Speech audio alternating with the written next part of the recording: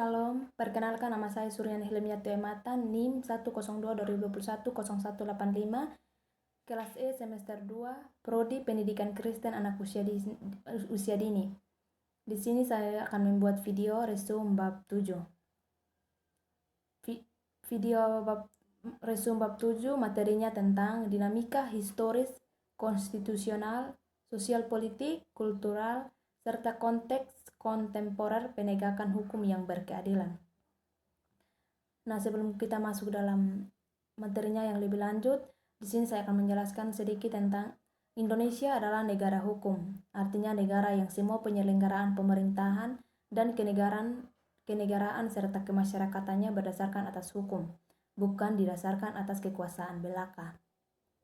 Negara merupakan organisasi kelompok masyarakat tertinggi karena mempunyai wewenang untuk mengatur dan mengendalikan masyarakat, bahkan memaksa secara sah untuk kepentingan umum yang lebih tinggi demi tegaknya hukum.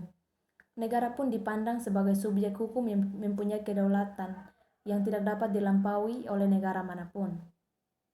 Ada 4 fungsi negara yang dianut oleh negara-negara di dunia, ialah yang pertama, melaksanakan penertiban dan keamanan, yang kedua, mengusahakan kesejahteraan dan kemakmuran rakyatnya, ketiga, pertahanan, dan yang keempat, menegakkan keadilan. Baik, A. Menelusuri konsep dan urgensi penegakan hukum yang berkeadilan. Pernahkah Anda berpikir seandainya di sebuah masyarakat atau negara tidak ada hukum? Nah, menurut Thomas Hobbes tahun 1588 sampai 1679 Masehi, dalam bukunya pernah mengatakan bahwa homo homini lupus, artinya manusia adalah serigala bagi manusia lainnya. Manusia memiliki keinginan dan nafsu yang berbeda-beda antara manusia yang satu dengan yang lainnya. Nafsu yang dimiliki ada yang nafsu baik, ada yang tidak baik.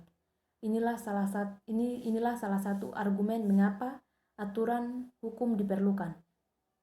Kondisi yang kedua tampaknya bukan hal yang tidak mungkin bila semua masyarakat tidak memerlukan aturan hukum. Namun menurut Cicero tahun 106 sampai 43 sebelum Masehi pernah menyatakan ubi societas ibius, artinya di mana ada masyarakat di sana ada hukum. Dengan kata lain, sampai saat ini hukum masih diperlukan, bahkan kedudukannya semakin penting. Bagi Indonesia, dalam rangka menegakkan keadilan telah ada sejumlah peraturan perundangan yang mengatur tentang lembaga pengadilan dan badan peradilan. B. Menanya alasan mengapa diperlukan penegakan hukum yang berkeadilan. Nah, sebagaimana telah diuraikan pada bab 4, terdapat 6 agenda reformasi. Satu di antaranya adalah penegakan hukum. Pada bab 1 juga telah diungkapkan sejumlah permasalahan kehidupan bermasyarakat, berbangsa, dan bernegara. Beberapa di antaranya yang terkait dengan masalah penegakan hukum adalah: yang pertama, perilaku warga negara khususnya oknum beraparatur negara banyak yang belum baik dan terpuji. Yang kedua, masih ada potensi konflik dan kekerasan sosial seperti sara, tawuran, pelanggaran HAM, etnosentris, dan lain-lain. Yang berikut, maraknya kasus-kasus ketidakadilan sosial dan hukumnya belum diselesaikan dan ditangani secara tuntas. Yang berikut, penegakan hukum yang lemah karena hukum bagaikan pisau yang tajam ke bawah tetapi tumpul ke atas. Dan yang terakhir, pelanggaran oleh wajib pajak atas hukum dalam bidang perpajakan. Munculnya permasalahan-permasalahan tersebut tentu menimbulkan pertanyaan dalam pikiran kita. Oleh karena itu, Anda dapat mempertanyakan secara kritis terhadap masalah-masalah tersebut. C. Menggali sumber historis, sosiologis, politis tentang penegakan hukum yang berkeadilan di Indonesia. Salah satu tujuan negara Republik Indonesia adalah melindungi warga negara atau menjaga ketertiban selain berupaya mensejahterakan masyarakat.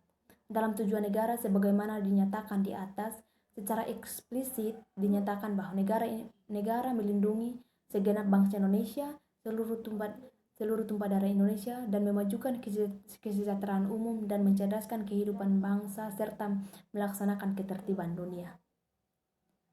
Nah, agar negara dapat melaksanakan tugas dalam bidang ketertiban dan perlindungan warga negara, maka disusunlah peraturan-peraturan yang disebut dengan peraturan hukum.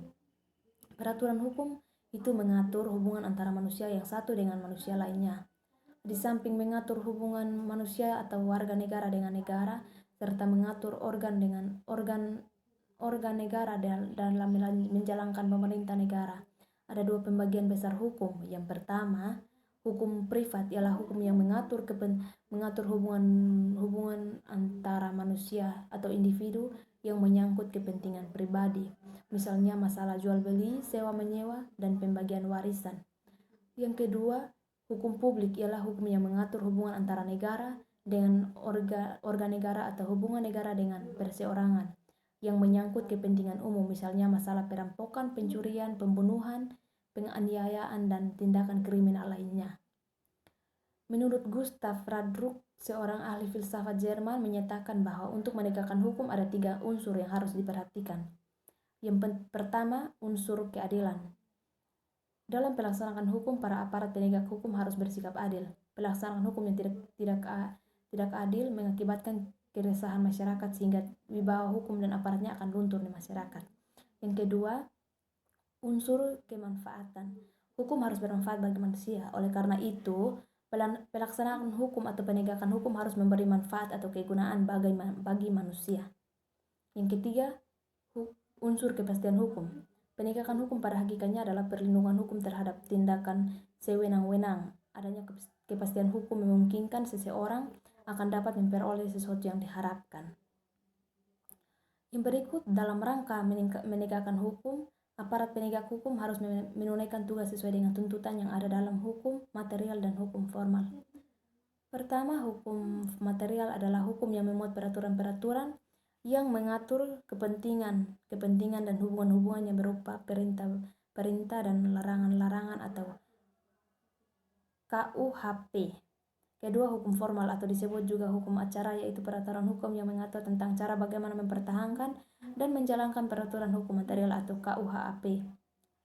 Dalam upaya mewujudkan sistem hukum nasional yang bersumber pada Pancasila dan Undang-Undang Dasar Negara Republik Indonesia tahun 1945, bukan hanya diperlukan pembaharuan material hukum, tetapi yang lebih penting adalah pembinaan aparatur hukumnya sebagai pelaksana dan penegak hukum. Di negara Indonesia, pemerintah bukan hanya harus tunduk dan menjalankan hukum, tetapi juga harus aktif memberikan penyuluhan hukum kepada segenap masyarakat, agar masyarakat semakin sadar bahwa hukum sangat penting. Dengan cara demikian, terbentuk perilaku warga negara yang menjunjung tinggi hukum serta taat pada hukum. Yang berikut, peradilan tata usaha negara. Peradilan tata usaha negara diatur Undang-Undang Nomor 5 Tahun 1986 yang telah diperbaharui menjadi Undang-Undang Nomor 9 Tahun 2004. Dalam pasal 1 ayat 1 disebutkan bahwa tata usaha negara adalah administrasi negara yang melaksanakan fungsi untuk menyelenggarakan urusan pemerintahan baik di pusat maupun di daerah. Dalam peradilan tata usaha negara, yang menjadi tergugat bukan orang atau pribadi, tetapi badan atau pejabat tata usaha negara yang mengeluarkan keputusan berdasarkan wewenang yang ada padanya atau dilimpahkan kepadanya, sedangkan pihak penggugat dapat dilakukan oleh orang atau badan hukum perdata. Yang berikut, peradilan umum. Peradilan umum adalah salah satu pelaksanaan kekuasaan kehakiman bagi rakyat pencari keadilan, pada umumnya rakyat.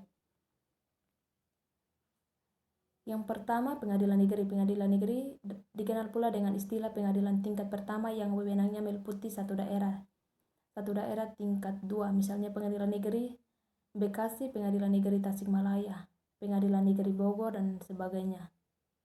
Dikatakan pengadilan tingkat pertama karena pengadilan negeri merupakan badan pengadilan yang pertama atau permulaan dan dalam menyelesaikan perkara-perkara hukum. Oleh karena itu, pada dasarnya setiap perkara hukum harus diselesaikan terlebih dahulu oleh pengadilan negeri sebelum menempuh pengadilan tingkat banding.